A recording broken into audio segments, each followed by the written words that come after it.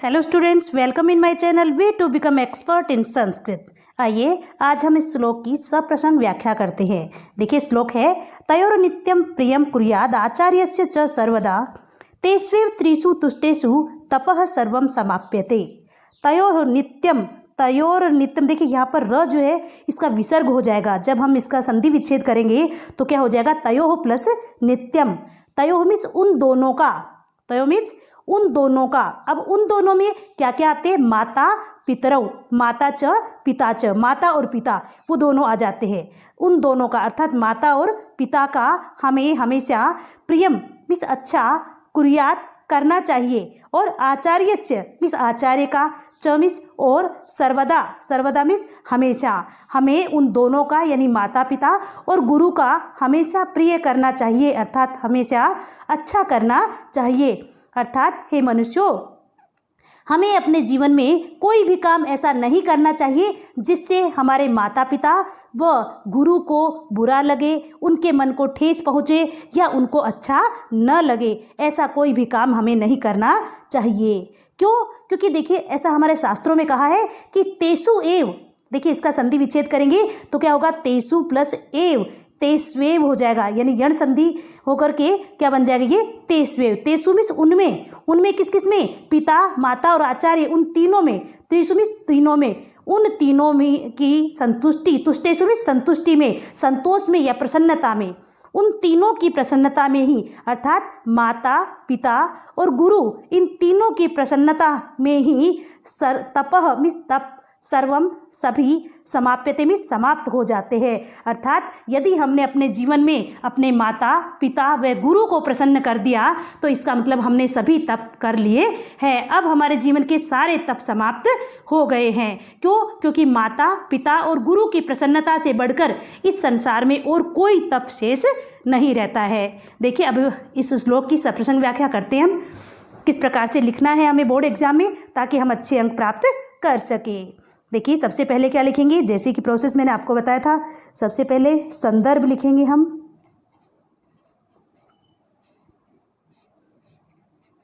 देखिए संदर्भ में ये लाइन छोड़ देंगे, यहां से लिखना स्टार्ट करेंगे।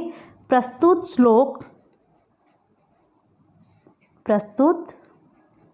श्लोक हमारी संस्कृत की पाठ्यपुस्तक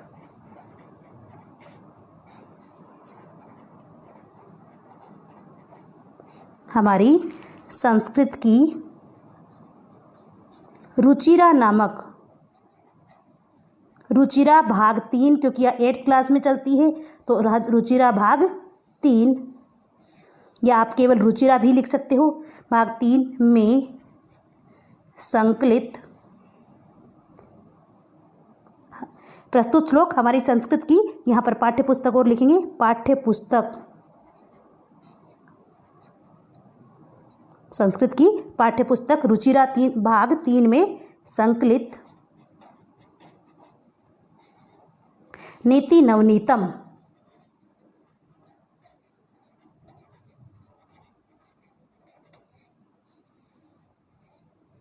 नीति नवनीतम नामक पाठ से उद्धृत है।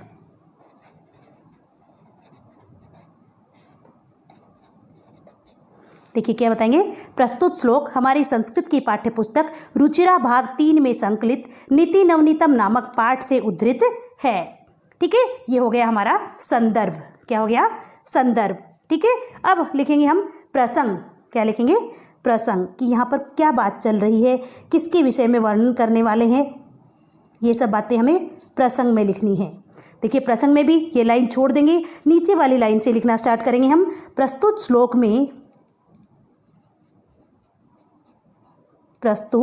श्लोक में कवि जीवन के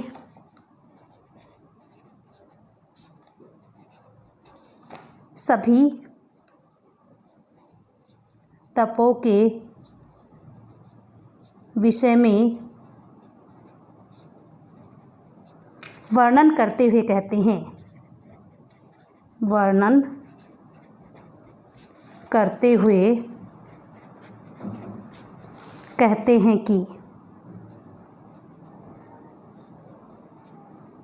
हैं कि छोटी की लिखेंगे, एरो लगा देंगे, ठीक है, यहाँ पर इस प्रकार से डैश लगा देंगे और इस लाइन को छोड़ देंगे। अब हम अर्थ लिखेंगे।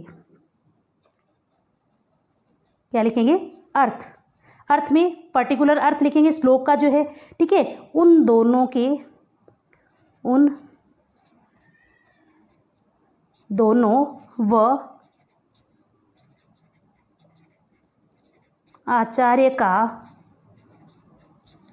व आचार्य का हमें हमेशा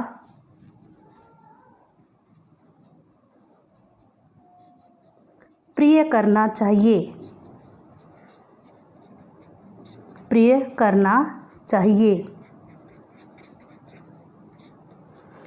क्योंकि, या फिर उनकी, क्योंकि नहीं लगा करके हम अलग से सेंटेंस स्टार्ट कर देंगे। उनकी प्रसन्नता में या उनकी संतुष्टि में ही, उनकी संतुष्टि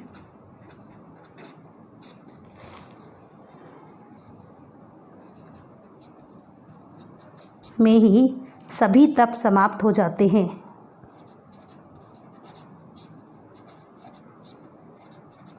सभी तप समाप्त हो जाते हैं।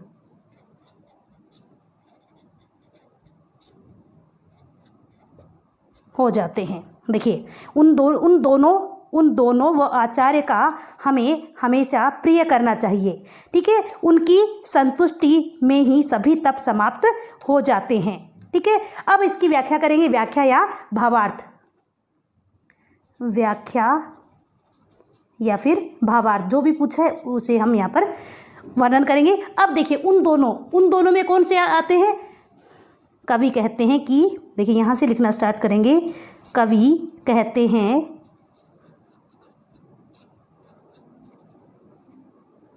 कि हे मनुष्यों,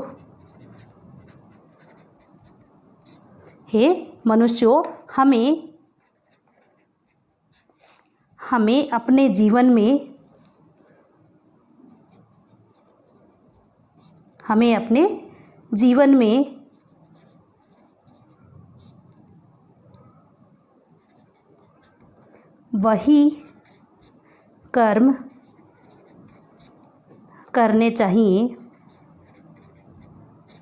करने चाहिए। हे मनुष्यों, हमें अपने जीवन में वही कर्म करने चाहिए जिनसे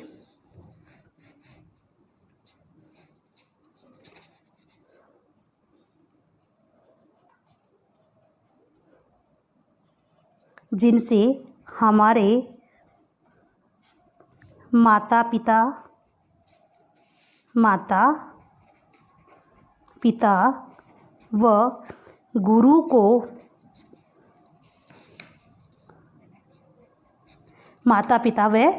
को प्रसन्नता प्राप्त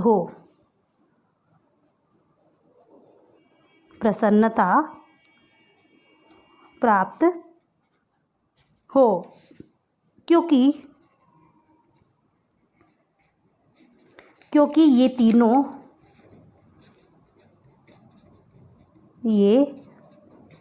तीनों ही हमारे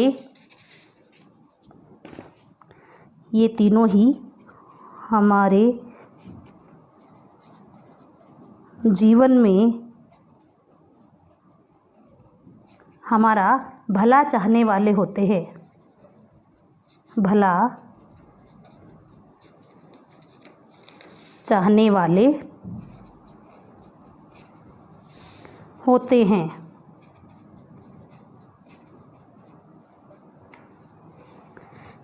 अतः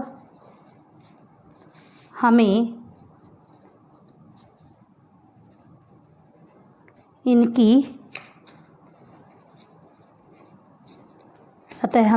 इनकी खुशी का ध्यान रखना चाहिए।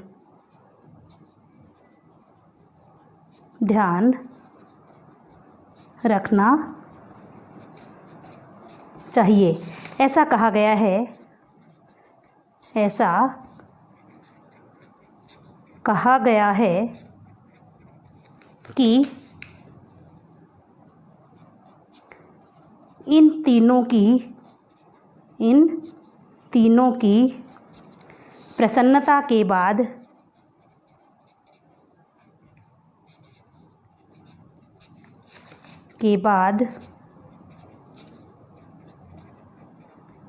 हमारे सभी तप समाप्त हो जाते हैं। हमारे सभी तप समाप्त हो जाते हैं।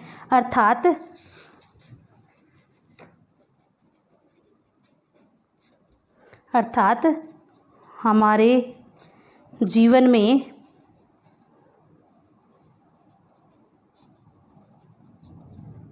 माता पिता व गुरु की प्रसन्नता से बढ़कर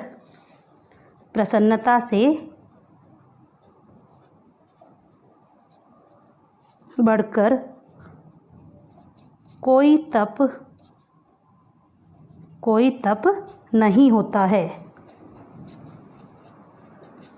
कोई तप नहीं होता है। माता पिता व गुरु की प्रसन्नता से बढ़कर के हमारे जीवन में और कोई तप नहीं होता है, क्योंकि हमें अपने जीवन में माता पिता और गुरु को प्रसन्न रखना चाहिए। यही हमारे जीवन के प्रमुख तप होते हैं। ऐसा कहा गया है कि माता पिता और गुरु ही वो जीव है, वो प्राणी है जो इस संसार में, इस दुनिया में निस्वार्थ भाव से हमारी प्रसन्नता चाहते हैं, हमारी खुशी चाहते हैं, क्योंकि माता पिता और गुरु की प्रसन्नता हमारी प्रसन्नता में ही होती है। अर्थात ये निस्वार्थ भाव से हमारे जीवन की खुशियों को ही स्वीकार करते हैं।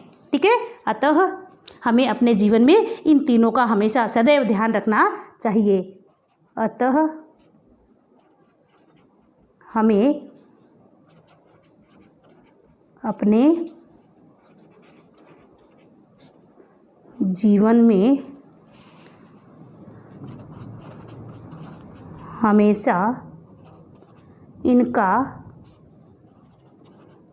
ध्यान रखना चाहिए।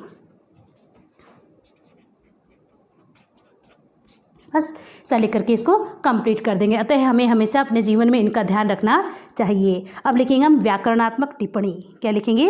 व्याकरणात्मक टिप्पणी।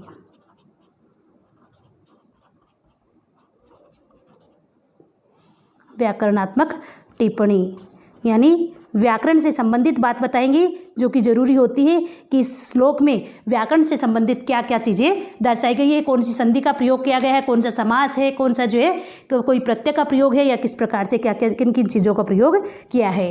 देखिए, फर्स्ट है इसमें तयोर नित्यम। तयोर नित्यम, यहाँ पर इसका संधि विच्छेद होगा तो क्या होगा? देखिए, तयोः प्लस नित्यम, तयोः प्लस नित्यम। और यहाँ पर तयोः में दोनों माता पिता, वे दोनों आ जाते हैं, माता और पिता, और यहाँ संधि हो जाएगी रुत्व संधि। कौन सी? रुत्व संधि। रुत्व संधि, ठीक है, रुत्व संधि लिख देंगे। उसके बाद में नेक्स्ट आता है हमारा कुर्याद आचार्यस्य। सेकंड है कुर्याद आचार्यस्य।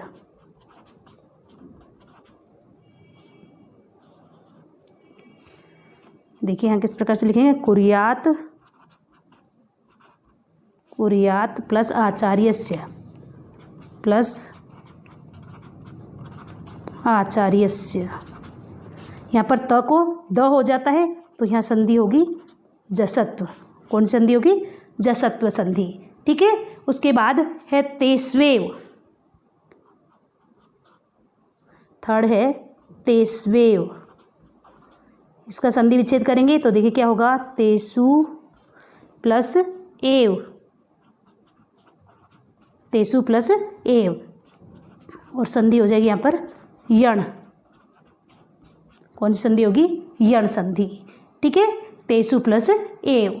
ठीक है, और त्रिसु तुष्टेसु, इन देखे इनमें त्रिसु तुष्टेसु, इन दोनों में ही त्रिसु और तुष्टेषु।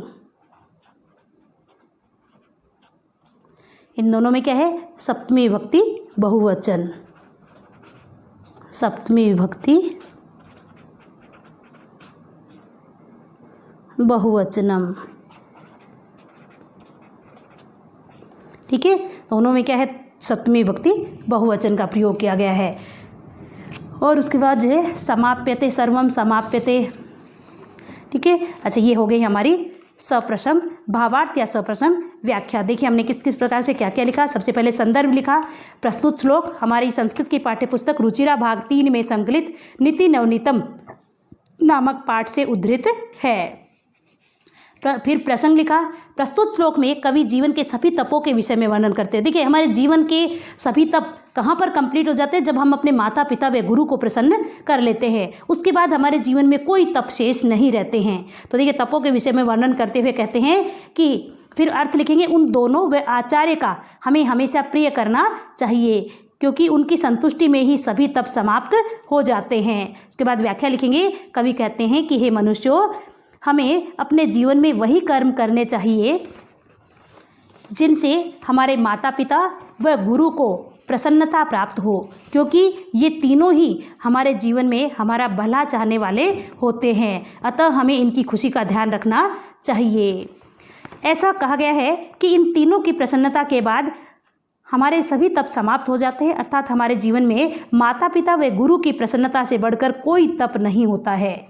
अतः हमें अपने जीवन में हमेशा इनका ध्यान रखना चाहिए। उसके बाद व्याकरणात्मक टिप्पणी आ जाती है। तयोर नित्यम, तयोः प्लस नित्यम, विसर्ग को र हो जाएंगे तो संधि कौन सी हो जाएगी? रुत्व संधि। कुर्याद आचार्यस्य, कुर्यात प्लस आचार्यस्य, दोनों के बीच यानी त को द हो जाएगा तो संधि कौन सी होगी? जसत्व। जहाँ पर भी पहले को तीसरा हो जाता है वहाँ पर संधि कौन सी होती है? जसत्व संधि। उसके बाद तेस्वेव, तेसु प्लस एव, उ को व हो जाएगा, क्या बन जाएगा? तेस्वेव बन जाएगा। प्लस से पहले यदि ई, उ, री या री है तो वहाँ पर कौन सी संधि होती है? यण संधि। ठीक है, त्रिषु तुष्टेषु दोनों में सप्तमी विभक्ति बहुवचनम। ठीक है, इस प्रकार से यानी हमारे लेसन नंबर 10 का थर्ड श्लोक यानी तीसरे श्लोक की सप्रसंग भावार्थ या व्याख्या कंप्लीट होती है।